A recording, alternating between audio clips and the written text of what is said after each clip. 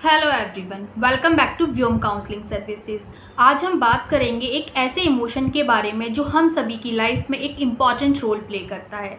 इसका कुछ neurological based है और कुछ साइकोलॉजिकल बेस्ड। ये वो इमोशन है जो हमें किसी फ्रेंड के साथ, किसी रिलेटिव के साथ या फिर वर्क प्लेस पर किसी कॉलीग के साथ भी डेवलप हो सकता है। इस तरह के इमोशन में अगर वो पर्टिकुलर इंडिविजुअल आपको रिप्लाई नहीं करता या आपका कॉल पिक नहीं करता तो आपका मन उतना ही उदास, परेशान हो जाता है जितना कि एक एंग्जाइटी की सिचुएशन में होता है। इस तरह के अटैचमेंट में आपका मूड उस इंडिविजुअल से इमोशनली अफेक्ट होता है। इसे हम डीप अटैचमेंट का नाम देते हैं। इस तरह के डीप अटैचमेंट के पीछे की रियलिटी क्या है, हम में से कोई नहीं जानता। चलिए आज डिस्कस करते हैं। जब आप किसी के साथ इमोशनली अटैच्ड होते हो तो आपका ब्रेन ऑटोमेटिकली उसके साथ कनेक्ट करता है और आप माइंड से भी कनेक्ट होते हो। आपका ब्रेन उस पर्टिकुलर इंडिविजुअल के साथ सिक्योरिटी एंड कंफर्ट फील करने लगता है। ऐसे में आपके ब्रेन से एक केमिकल रिलीज होता है जिसे हम ऑक्सीटोसिन हार्मोन का नाम देते हैं। ये ऑक्सीटोसिन केमिकल आपके ब्रेन में इमोशंस को स्ट्रेंथन करता है और आपके अटैचमेंट लेवल को भी स्ट्रेंथन करता है।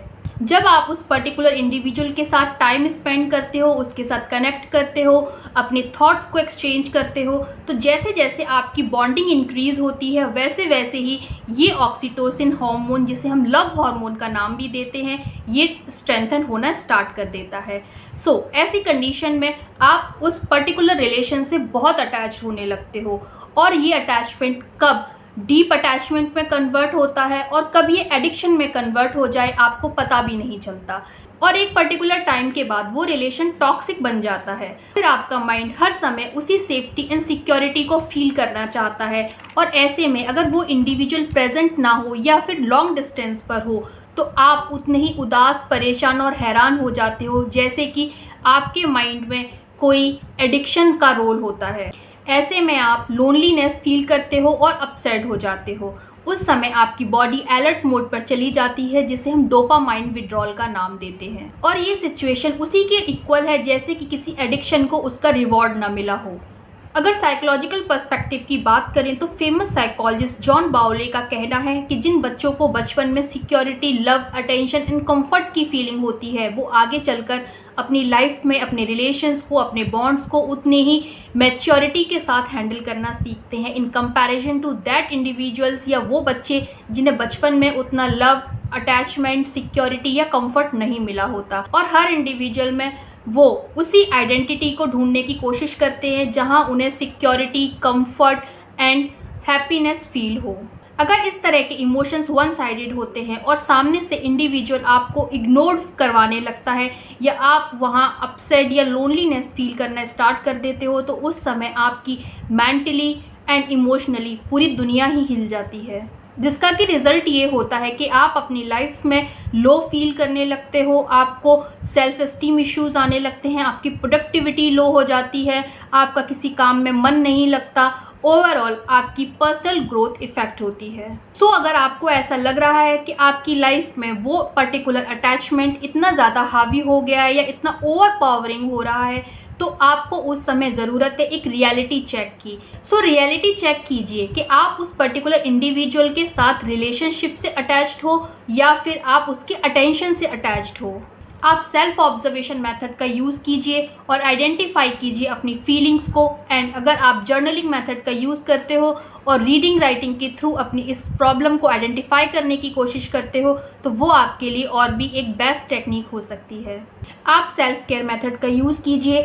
जितना टाइम आप उस पर्टिकुलर इंडिविजुअल के साथ स्पेंड करते हो या फिर उसको सोचने के लिए जितना टाइम आप डिवोट कर रहे हो उतना ही टाइम अपनी पर्सनल ग्रोथ को इन्हांस करने में भी लगाइए। अगर इस तरह की प्रॉब्लम्स आपके ऊपर हावी होती जा रही हैं तो आप किसी प्रोफेशनल थेरेपिस्ट की हेल्प भी ले सकते हो, क्योंकि कई बार माइंड में क्लियरिटी सिर्फ एक्सपीरियंस्ड एंड प्रोफेशनल सेटिंग्स के थ्रू ही हमें मिल पाती हैं।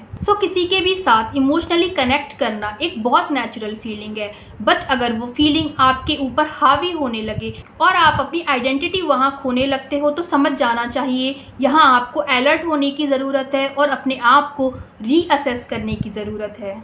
अब बात करते हैं कुछ सॉल्यूशंस के बारे में कि इस तरह की प्रॉब्लम को आप कैसे डील कर सकते हो। सबसे पहले तो आप अपने अटैचमेंट स्टाइल को समझने की कोशिश कीजिए कि वो अटैचमेंट स्टाइल क्या है। क्या वो आपको कोई फियर क्रिएट कर रहा है, क्या आपको उस रिश्ते को खोने का डर है, या फिर आप उस रिश्ते में एक सिक्योरिटी फील करते हो, अपने आप को कंफर्ट फील करते हो।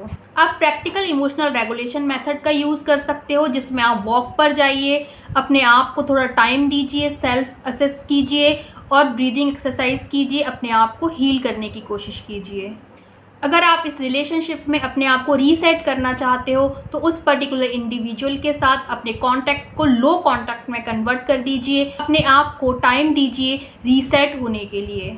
आप रिवर्स जर्नलिंग मेथड का यूज़ कीजिए, अपने आप से पूछिए आपके अंदर क्या क्वालिटीज़ हैं, आज आपने अपने खुद के लिए क्या किया और क्या आप अटेंशन सीकिंग हो। आप अपनी आइडेंटिटी को रीबिल्ड कर सकते हैं। अपनी आइडेंटिटी को रीबिल्ड करने के लिए आप अपनी ओल्ड हॉबीज़ को रीस्टार्ट कर सकते हैं, आप कुछ न्यू स्किल सीख सकते हैं और अपनी एनर्जीज़ को किसी पॉजिटिव डायरेक्शन में चैनलाइज भी कर सकते हैं।